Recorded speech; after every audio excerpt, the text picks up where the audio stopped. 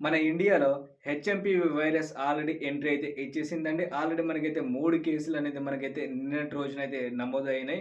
So, ఆ 3 కేసులు ఎక్కడెక్కడ నమోదయింది? అసలు ఈ హెచ్ఎంపీవీ వైరస్ ఏంటి? దీనికల్ల లక్షణాలేంటి? అసలు ఎక్కడి నుంచి మనకైతే ఈ వైరస్ అయితే వచ్చింది?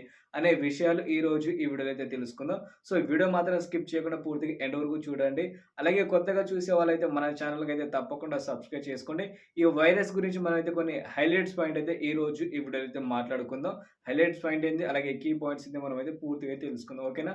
సో, ముందుగా చూసుకుంటే ఈ హెచ్ఎంపీవీ వైరస్ వచ్చేసి మనకైతే చైనాలో మొదలై మన భారతదేశంలో అయితే వచ్చిందండి. సో, చైనాలో వచ్చేసి ఇప్పటికే అక్కడ ఉన్న హాస్పిటల్లన్నీ నిండిపోయినాయని మనకైతే నిన్నటిదాకా అలాగే ఈ రోజు వరకు అయితే మనకు తెలిసిన విషయం అందరికీ తెలిసిందే కదా! సో, మన చైనా నుంచి మన ఇండియాకి మళ్ళీ వచ్చింది గదా! సో, ఇండియాలో వచ్చేసి మనకైతే మొదటిగా చూసుకుంటే 3 కేసులైతే నమోదయ్యాయి. సో, మొదటి కేసు వచ్చేసి మనకైతే బెంగుళూరులో అయితే అయిందండి.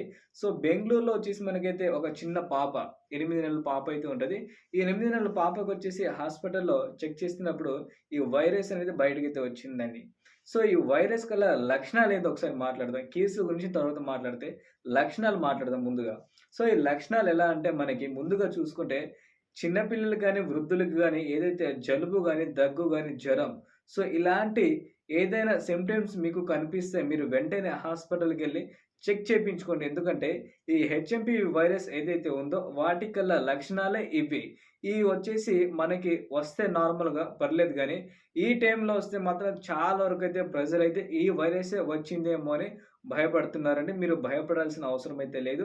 మన ఇండియాలో వచ్చేసి 3 కేసులే నమోదయినాయి కాబట్టి దీన్ని కంట్రోల్ చేయడానికి రాష్ట్ర ప్రభుత్వం అలాగే కేంద్ర ప్రభుత్వం అయితే దీనికైతే పని అయితే చేస్తుంది. ఇదైతే మనకైతే కోవిడ్-19 లాంటిది కాదు. బట్ మనకైతే పాత వీడియోస్ ఎవరైతే వాడి మనకి కోవిడ్-19 లాగా చైనాలో వచ్చేసి చాలామంది చచ్చిపోయారు అని మనకైతే ఫేక్ న్యూస్ అయితే స్ప్రెడ్ అయితే చేస్తున్నారు. అలాంటి స్ప్రెడ్ అయితే చేయకండి. సో, దీది మొదలైంది వచ్చేసి మనకైతే చైనాలో మనకైతే మొదలైంది కాబట్టి, చైనాలో ఇప్పటికొచ్చేసి అక్కడ డబ్ల్యూహెచ్ఓ ఒక నోటీస్ కూడా జారీ అయితే చేసింది. మీ దేశం నుంచి ఎళ్ళే ప్రయాణికులు వేరే దేశానికైతే వెళ్ళాల్సిన అవసరం అయితే ప్రెజెంట్ అయితే మీరైతే వాటినన్నిటికి క్యాన్సెల్ చేస్తూ మీరు చైనాలో మాత్రమే పరిమితంగా అక్కడే ఉండాలని మనకైతే హెచ్చరించడం జరిగిందండి. సో, మనకి చూసుకుంటే చైనాలో వచ్చేసి మన తెలుగు డాక్టర్స్ కూడా అక్కడ చాలా మందైతే ఉన్నారు. సో, తెలుగు డాక్టర్స్ కూడా ఏమంటున్నారంటే, చైనాలో వచ్చేసి ఇది నార్మల్‌గా వచ్చేసి ఇది చిన్న వైరస్సే పెద్దగా కోవిడ్-19 లాంటిది కాదు అని మన భారతదేశంలో ఇక్కడ నుంచి అక్కడికి వెళ్ళిన డాక్టర్స్ ఎవరైతే ఉన్నారో వాళ్ళు కూడా అయితే చెప్తున్నారు. సో, వాళ్ళ మాటైతే మనమైతే నమ్మొచ్చు. అలాగే డబ్ల్యూహెచ్ఓ కూడా మనకైతే ఒక రిపోర్ట్ అయితే అందించడం అయితే జరిగిందండి. అక్కడ వచ్చేసి మొత్తం కంట్రోల్‌లో అయితే ఉందట. కానీ మన ఇండియాలో 3 కేసులు నమోదు అవ్వగానే అందరూ ఎందుకో మళ్ళీ భయపడుతున్నారు. సో, భయపడాల్సిన అవసరం అయితే లేదు. ఈ కోవిడ్-19 లాంటివి వైరస్ అయితే కాదని మనకైతే డాక్టర్లయితే చెప్పడం అయితే జరిగిందండి. సో, మనకి నేషనల్ హెల్త్ సెంటర్ ఏదైతే ఉందో అది కూడా మనకైతే మన ఇండియాలో రాకుండా ఉండడానికి ఏదైతే ఫ్లైట్స్ ఉన్నాయో చైనాకెళ్ళేసి అవి కూడా క్యాన్సెల్ అయితే చేస్తున్నారట. బట్ మన ప్రజలకి ఏందంటే ఇప్పుడు కోవిడ్-19 లాగా సిట్యుయేషన్ మళ్ళొస్తే మళ్ళీ మన భారతదేశం ఆర్థికంగా చాలా ఇబ్బంది పడుతుంది. అలాగే మనకైతే అప్పుడు జరిగిన నష్టాలనే మళ్ళీ ఇప్పుడు జరిగితే మాత్రం ఇప్పటికైతే మన భారతదేశం కోలుకోదండి. ఇది మాత్రం గుర్తుపెట్టుకోండి. సో, ప్రతి ఒక్కరు ఇంట్లో వృద్ధులు గాని, చిన్న పిల్లలు ఎవరైతే ఉంటారో కంపల్సరీ మీకు కనుక కో హెచ్ఎంపీవీ వైరస్ సింప్టమ్స్ ఏమైనా కనిపిస్తే మీరు అదే చెప్పాను కదా మీకు జలుబు గాని, దగ్గు గాని, మనకి జ్వరం గాని, ఏదైనా తలనొప్పి ఇట్లాంటి ఏదైనా ఉంటే మీరు వెంటనే మీరు హాస్పిటల్ కన్సల్ట్ అయిన తర్వాత దానికి సంబంధించిన ట్రీట్మెంట్ అనేది తీసుకోండి. అలాగే ఎవరైతే చిన్న పిల్లలు, వృద్ధులైతే ఉన్నారో వాళ్ళు మాత్రం ఈ టైంలో వచ్చేసి మనకిదే చలికాలంలో కొంచెం ఇంట్లో ఉండడానికి ట్రై అయితే చేయండి.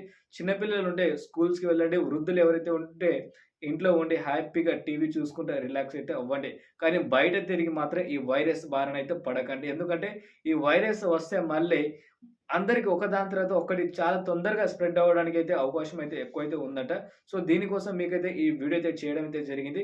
ఈ అవేర్‌నెస్ వీడియో వచ్చేసి మీకైతే 10 మంది మీ ఫ్రెండ్స్ ఎవరైతే ఉంటారో వాళ్ళు కూడా షేర్ అయితే చేయండి. ఈ వైరస్ గురించి వాళ్ళు కూడా తెలుసుకోవాలి కాబట్టి కంపల్సరీగా మీరు బయటికెళ్ళేటప్పుడు మొఖం పైన మాస్క్ యేసుకొని బయటికి వెళ్ళాల్సిన అయితే ఉంటుందండి. ఒక్కసారి మీరైతే జాగ్రత్తలైతే తీసుకోండి. అది వచ్చినా రావచ్చు. కానీ దానికి సంబంధించిన జాగ్రత్తలైతే ముఖ్యంగా మనమే తీసుకోవాలి కాబట్టి జాగ్రత్తగా ఉండి మీరైతే బయటికి వెళ్ళండి. బయట ఫుడ్స్ మాత్రం ఎక్కువ అలవాటైతే చేసుకోకండి. ఇంట్లో ఫుడ్ మాత్రమే తినండి ఫ్రెండ్స్.